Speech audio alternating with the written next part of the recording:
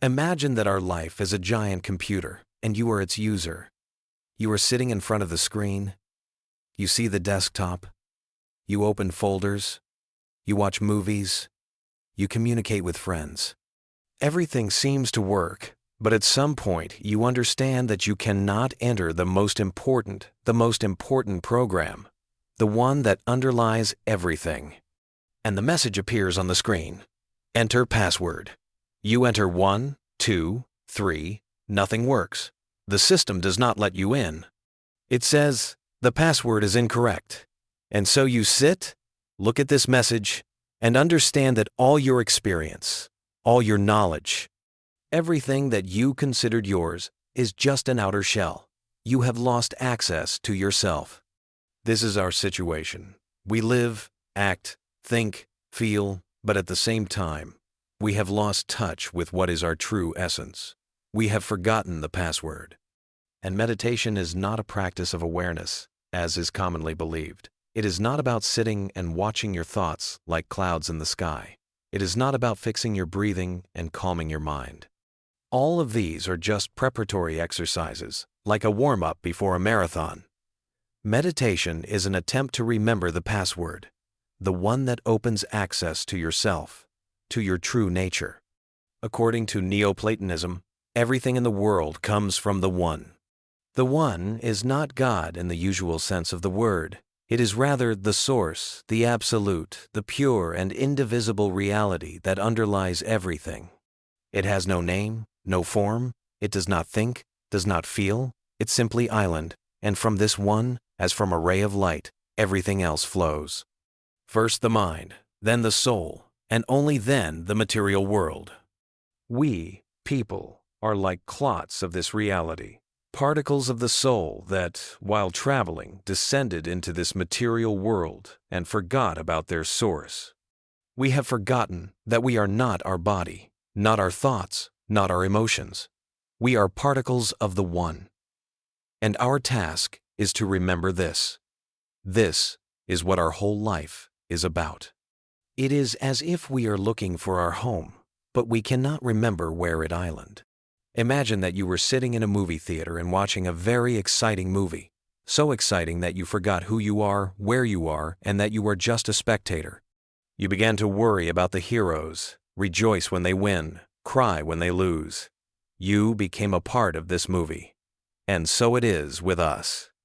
We descended into this material world, as if into a movie theater, and became so carried away by a movie called life that we forgot that we are not heroes, but spectators. We forgot who we really are. And here meditation comes to the rescue, but not as a way to watch the clouds, but as a way to break through all this noise of the movie. Meditation is an attempt to close your eyes and say to yourself, stop, I am not this hero. I am not these emotions. I am not these thoughts. It's like you enter one password, then a second, a third. You try. First, you try to remember the password through your body. You sit still, relax your muscles, but it doesn't help. The body is just a shell, like a computer box. Then, you try to remember the password through your thoughts. You sit and try to control your mind, to stop this endless stream, but it doesn't help either. Thoughts are just programs that are running on your computer. And so you sit, trying to remember the password, but nothing fits. And at some point you understand that the point is not in finding the right password, it's in remembering that you are the password.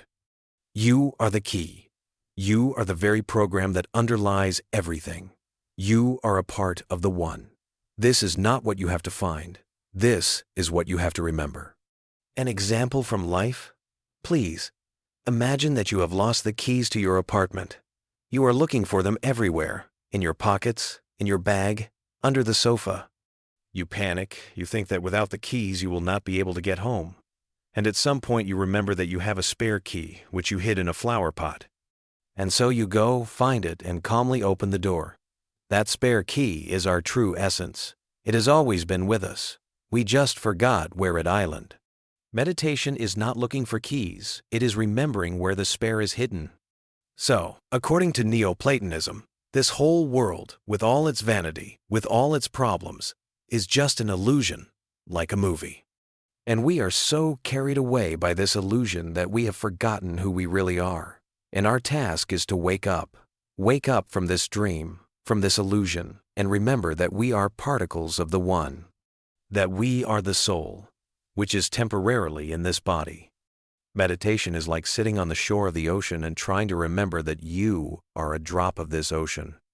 You can look at the waves, listen to the sound of the surf, but this will not bring you closer to the realization that you are a part of this ocean. The only way to remember this is to dive into it. Dive into yourself, into your depth, and there, in the silence, you will understand that you are the ocean. We live our lives based on external things. We look for happiness in money, in relationships, in success. We think that if we have a lot of money, we will be happy. If we find the perfect partner, we will be happy. If we achieve success, we will be happy. But these are all just attempts to find happiness in the external world. It is as if you are trying to find the key to your apartment in someone else's pocket. You can search as much as you like, but you will not find it there, because the key is with you. It has always been with you.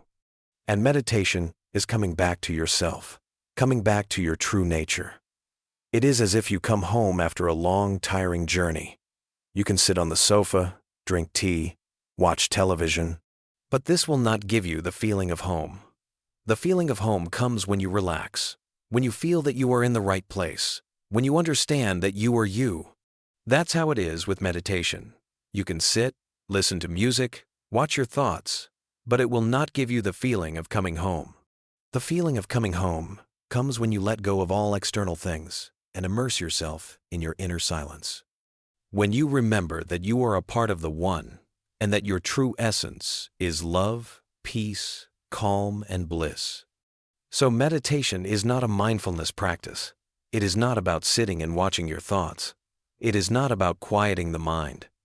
All these are just tools that help us break through all this fuss and remember who we really are. Meditation is an attempt to remember the password, the one that opens access to our true essence. And when we remember this password, we stop looking for happiness in the outside world. We stop looking for love, peace, calm, because we understand that all this is already inside us. We understand that we are love, peace, calm, and bliss. We are a part of the One, and our task is not to find this password, but to remember that we are the password. And at this moment, when you begin to realize that the password is yourself, a new understanding comes. The understanding that meditation is not an action, but a state. It is not something you do for 20 minutes every day. It is what you are constantly. It is as if you are always in a waiting mode, ready to return to your true essence at any moment. Imagine that you wore glasses all your life, but you did not know it. You thought that the world around you was just blurry, and you could not see it clearly. You tried to find a way to make the world clearer. You rubbed your eyes, changed places, but nothing helped. And then at some point, you accidentally touched your face and realized that you were wearing glasses. You took them off, and the world became clear and distinct. You didn't have to look for a way to make the world clearer. You just had to take off your glasses. Meditation is that very movement, when you take off the glasses that prevent you from seeing your true nature. According to Neoplatonism, we have forgotten who we are because we have identified ourselves with the material world. We have decided that we are our body, our thoughts, our emotions. We have become entangled in this web of illusions. And meditation is a way to unravel this web. It's like you sit down and start untying the knots little by little, one by one. You let go of your thoughts, your emotions, your attachments. You just sit and untie these knots. And at some point you understand that you are not just untying knots, you are liberating yourself. And at that moment, when you begin to free yourself from all this web, you begin to feel your true nature. You begin to feel that you are not your body, not your thoughts, not your emotions. You begin to feel that you are a pure, indivisible entity. You begin to feel that you are a part of the One. And this feeling is the very state that we all strive for. This is the very bliss, peace, and love that we all dream of. And here lies the irony. We spend our whole lives looking for happiness in the outside world, but it has always been with us. We spend our whole lives looking for love, but it has always been inside us. We spend our whole lives looking for peace, but it has always been deep within us. It's as if we are looking for our home, but we can't remember that we are already home. We have always been home. We just forgot about it. So meditation is not a practice of mindfulness. It is not about sitting and watching your thoughts. It is not about calming the mind. These are all just preparatory exercises that help us remember who we really are. Meditation is an attempt to remember the password, the one that opens access to our true essence. And when we remember it, we stop looking for happiness, because we understand that we are happiness. We stop looking for love, because we understand that we are love. We stop looking for peace, because we understand that we are peace. We stop looking for home, because we understand that we are home.